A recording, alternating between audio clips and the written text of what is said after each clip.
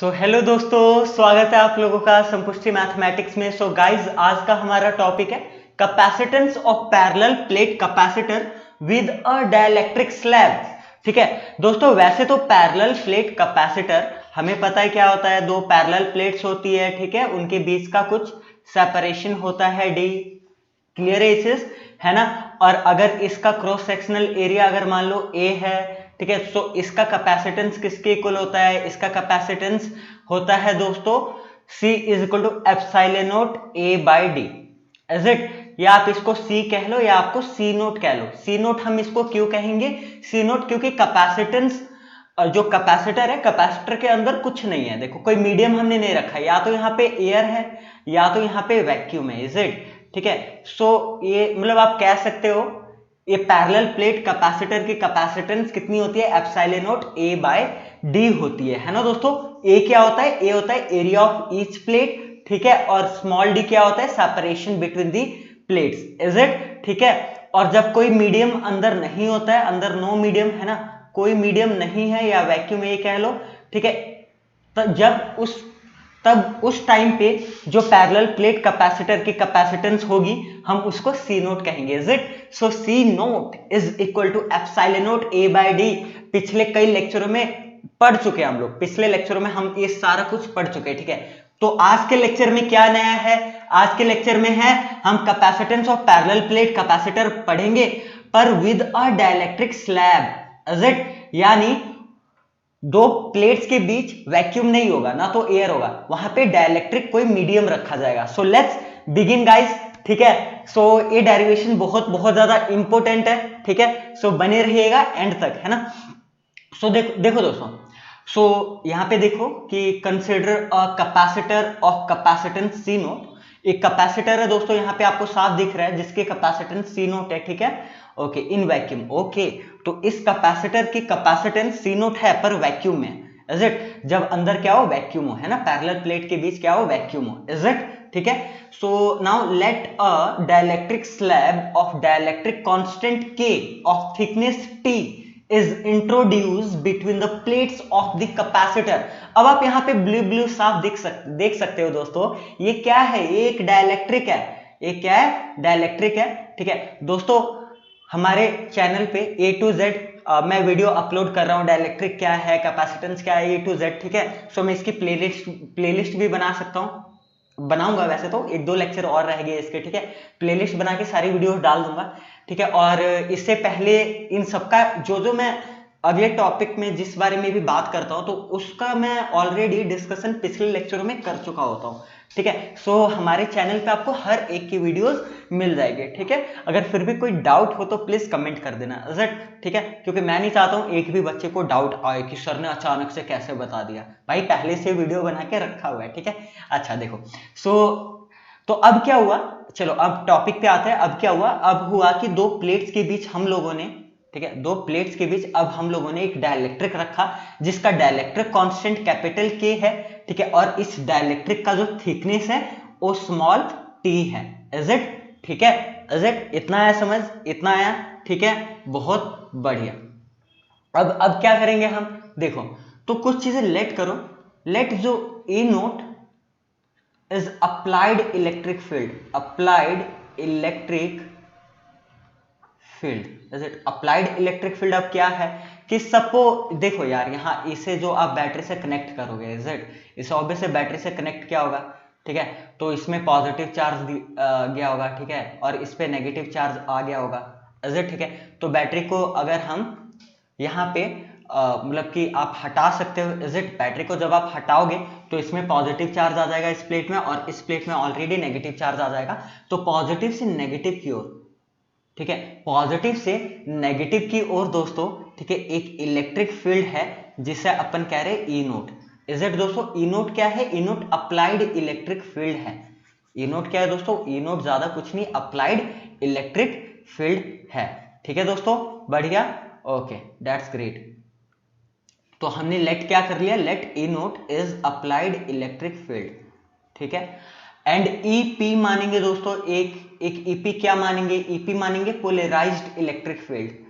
Polarised electric field, is it? अब polarised electric field क्या होता है, जैसे कि मैंने आपको बता दिया है, ठीक है, क्योंकि बी प्लेट में नेगेटिव चार्ज है, सो बाय इंडक्शन डाइलेक्ट्रिक के right hand side positive charge आ जाएगा, ठीक है, ये आपको डायग्राम में बनाना है, और left hand side negative charge आ जाएगा दोस्तों। तो डाइलेक्ट्रिक के अंदर भी एक इलेक्ट्रिक फील्ड एग्जिस्ट करने लग जाएगा। और एक चीज आपको पता होना चाहिए, हमेशा इलेक्ट्रिक फील्ड का डायरेक्शन, ठीक है, पॉजिटिव चार्ज से नेगेटिव चार्ज की तरफ ही होता है। तो ई पी का डायरेक्शन, ठीक है, राइट टू लेफ्ट होगा, और ई नोट का लेफ्ट टू राइट होगा, इज इट? दोनों ऑपोजिट डायरेक्शन में, ठीक है। एंड एक और चीज मान लेते हैं, ई क्या है? ई अपन मान लेते हैं electric field inside the, electric field inside the dielectric, ठीक है, इलेक्ट्रिक फील्ड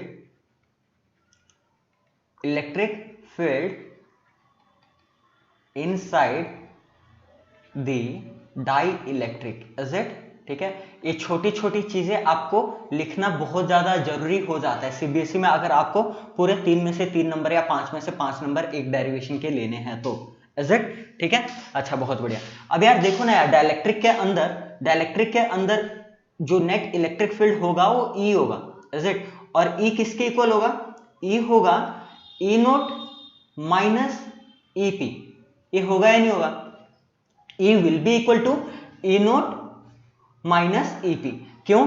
क्योंकि देखो यहां पे ई नोट इस डायरेक्शन में है, अप्लाइड इलेक्ट्रिक फील्ड, ठीक है, E P polarised electric field opposite direction में है, ठीक है। सो ई क्या हो जाएगा यार? ई मतलब ई नोट माइनस ई पी होगा या नहीं होगा? ठीक है, इतना तो आपको आ गया ना समझ, इतना आ गया आपको समझ। ऑल्सो जिन बच्चों को अगर नहीं पता है उन बच्चों के लिए, जो electric field inside the dielectric होता है वो घट जाता है, वो ऑब्वियसली ई नोट से कम होता है, पर E naught by K equal होता है, where K is dielectric constant, is it? So अगर जिन बच्चों को, ये तो बच्चे को पता होता है A is equal to E naught minus E P, ठीक है, और E is equal to E naught by K equal भी होता है, where K is dielectric constant, ठीक है, इज इट?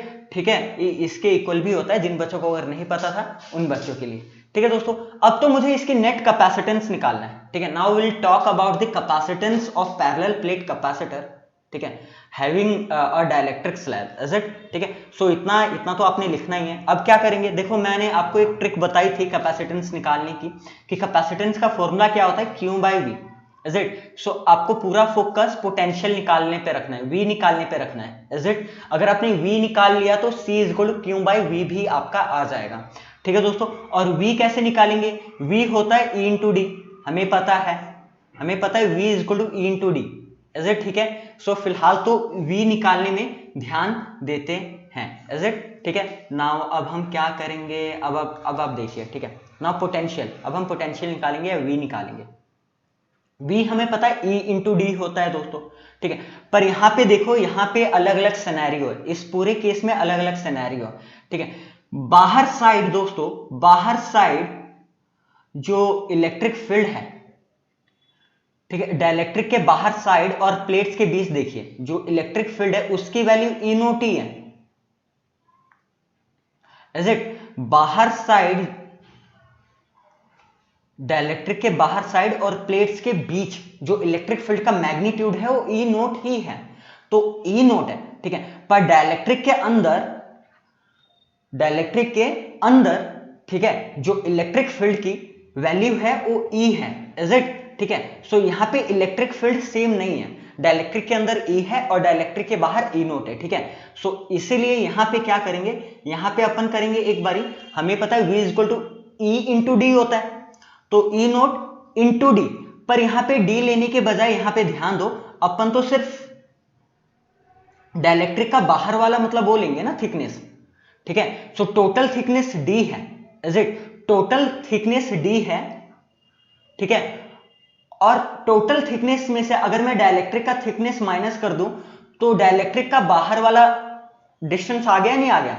समझ रहे हो ना ये चीज, ठीक है। सो ये जो बाहर वाला थिकनेस है, ये जो दोनों बाहर वाला थिकनेस होगा दोस्तों, ये किसके इक्वल होगा? वो डी माइनस टी के इक्वल होगा, और यहाँ पे इलेक्ट्रिक फील्ड की वैल्यू ई नोट है, पहली बात तो ये, ठीक है। इन डिटेल ऐसे कोई नहीं समझाएगा दोस्तों, बने रहो, ठीक है, हमारे साथ, ठीक है। अच्छा, अब यहां देखो डी माइनस टी, ठीक है, पर अभी ये कहानी खत्म नहीं हुई, क्योंकि ये डाइलेक्ट्रिक के बाहर की बात है, क्योंकि कैपेसिटर के अंदर डाइलेक्ट्रिक भी है, तो डाइलेक्ट्रिक के अंदर इलेक्ट्रिक फील्ड तो ई है ना, डाइलेक्ट्रिक के अंदर इलेक्ट्रिक फील्ड ई है और डाइलेक्ट्रिक का थिकनेस तो सिंपल टी है, तो डाइलेक्ट्रिक का जो थिकनेस है वो सिंपल टी है। Is it?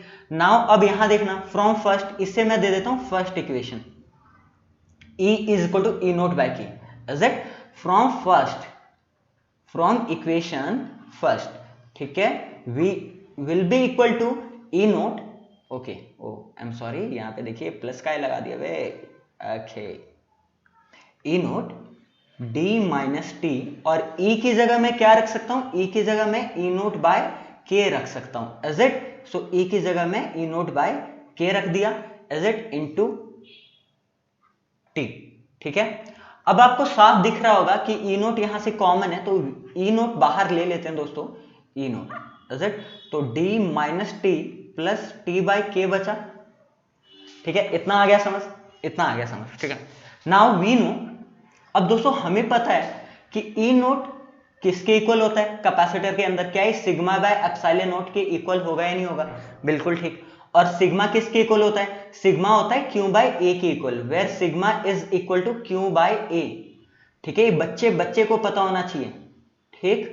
अगर आपको नहीं पता तो आप मेरा पिछला लेक्चर देख सकते हैं, डिटेल्ड में समझाया हुआ है। तो सिग्मा की जगह आपने यहाँ पे क्यू बाय ए रख दिया और एप्सिलॉन नोट पहले से ही था, तो ई नोट की value Q A by epsilon naught आ गई, और मैं यहाँ पुट कर दूंगा ई नोट की value. Is it? Q by A epsilon naught bracket में D minus T plus T by K, ठीक है। So finally guys we have calculated the potential, ठीक है। तो फाइनली अपन ने पोटेंशियल कैलकुलेट कर लिया। Now we have to calculate capacitance यार, इसे इक्वेशन नंबर सेकंड दे देते हैं, अगले पेज में चलते हैं, बस काम खत्म है अब, ठीक है। नाउ गाइस अब कैपेसिटेंस के लिए अपन क्या करेंगे? कैपेसिटेंस के लिए हमें पता है C is equal to Q by V होता है, ठीक है। तो फ्रॉम इक्वेशन सेकेंड, ठीक, V की वैल्यू यहां पे पुट कर देंगे। V की वैल्यू क्या आई थी? ये पुट कर देंगे Q by A epsilon nought, ठीक है, D minus T plus T by K, ठीक है दोस्तों, बढ़िया, एग्जैक्टली, ठीक है। सो Q से Q कैंसिल आउट होगा और ए एप्सिलॉन नोट ऊपर चला जाएगा, सो ए एप्सिलॉन नोट, ठीक है, D minus T plus T by के। आप इसको ऐसे ही याद रखो, ज्यादा अच्छा होगा, ठीक है। ये फॉर्मूला आपको याद होना चाहिए, डेरिवेशन भी बहुत बहुत बहुत ज्यादा जरूरी है। अगर ये आपने कर लिया तो बहुत हाई चांसेस है कि ये डेरिवेशन आ जाए एग्जाम में। Is it? ठीक है। So capacitance of parallel plate capacitor, ठीक है दोस्तों, having dielectric slab inside it of dielectric constant K and thickness T is equal to A epsilon naught by D minus T plus T by K, ठीक है। अब special cases में देखेंगे अगर हम इधर, ठीक है, स्पेशल केस में अब यहां देखो when T is equal to D, इसका मतलब क्या है? इसका मतलब है कि जो कैपेसिटर का जो कैपेसिटर के प्लेट्स के बीच का जो डिस्टेंस है ना वो D था, और अगर मैं एक डाइलेक्ट्रिक रखूं जिसकी थिकनेस बिल्कुल ही डी के इक्वल हो, मतलब समझ रहे हो ना, जिसकी थिकनेस बिल्कुल ही डी के इक्वल हो, t is equal to d, ठीक है। सो फॉर्मूले में जब हम पुट करेंगे so it will be equal to A epsilon nought, और जहां जहां टी है वहां वहां हम डी पुट कर देंगे। Is it? D minus d plus d by K, तो डी से डी कैंसिल आउट हो जाएगा दोस्तों, और A epsilon note by d by K हो जाएगा, और के ऊपर जाएगा तो C is equal to K A epsilon note by d हो जाएगा। Is it? ठीक है। अब मुझे एक बात बताओ दोस्तों, चलो अगले पेज में चलते हैं, आई होप आप लोगों को दिख रहा है, ठीक है। अगले पेज में अभी हमने कैपेसिटेंस जो कैलकुलेट किया वो के टाइम्स, ठीक है, K times A epsilon note by D आ गया। नाउ अभी हमने देखा था लेक्चर के स्टार्टिंग में, मैंने आपको बता दिया था सी नोट क्या होता है। सी नोट होता है A epsilon note by d. C nought दोस्तों एक कैपेसिटर ही है, सॉरी एक कैपेसिटेंस ही है पैरेलल प्लेट कैपेसिटर का, ठीक है, जब मीडियम कोई ना हो या वैक्यूम में। Is it? ठीक है, इज इट? सो मैं A epsilon note by d की जगह मैं क्या पुट कर देता हूं? सी नोट पुट कर देता हूं, और हमेशा ध्यान देना के की वैल्यू ग्रेटर देन और इक्वल टू 1 होती है, ठीक है। तो k की वैल्यू हमेशा 1 से बड़ी होगी, ऐसे लेके चलो, तो c तो हमेशा बड़ा होगा ना यार, इससे क्या पता लगता है? अगर k 1 से हमेशा बड़ा होगा, 2 मिनट यहाँ कुछ लोचा हो गया, कोई ना अपन मिटो देते हैं, है ना। अच्छा यहाँ देखो, अगर k हमेशा 1 से बड़ा होगा तो c, दिस इंप्लाइज कि c will be always greater than c not. ठीक है, इसका मतलब क्या हुआ, इसका मतलब ये हुआ कि डाइलेक्ट्रिक डाल के जो कैपेसिटेंस आता है वो हमेशा बड़ा होता है। ठीक है, without dielectric, is it. So dielectric insert करने से कैपेसिटेंस बढ़ता है पैरेलल प्लेट कैपेसिटर का। सो मैं यहां लिख सकता हूं, so we can say capacitance increases, है ना, capacitance increases of parallel plate capacitor by inserting dielectric slab, is it दोस्तों। डाइलेक्ट्रिक स्लैब अगर मैं, समझ रहे हो ना, अगर मैं डाइलेक्ट्रिक स्लैब इंसर्ट करूंगा तो कैपेसिटेंस पैरेलल प्लेट कैपेसिटर की बढ़ जाती है और k टाइम्स हो जाता है, इज इट। जो वैक्यूम में C नोट है तो उसका डाइलेक्ट्रिक कांस्टेंट हमेशा क्वेश्चन में आपको दिया होगा। ठीक है, डाइलेक्ट्रिक कांस्टेंट से मल्टीप्लाई कर दो तो आपको मतलब कि कैपेसिटेंस डाइलेक्ट्रिक मीडियम वाला आ जाएगा, इज इट। आई होप आप लोगों को ये डेरिवेशन पसंद आया हो। ठीक है, और ये मेन ये वाला फॉर्मूला भी आपको याद होना चाहिए, C equal to A epsilon naught by D minus T plus T by K, is it दोस्तों। आई होप आप लोगों को समझ आया। ठीक है, सो बाय बाय दोस्तों, हम मिलते हैं हम लोग अगले लेक्चर में, तब तक आप लोग अच्छे से पढ़ना। ठीक है, ओके बाय।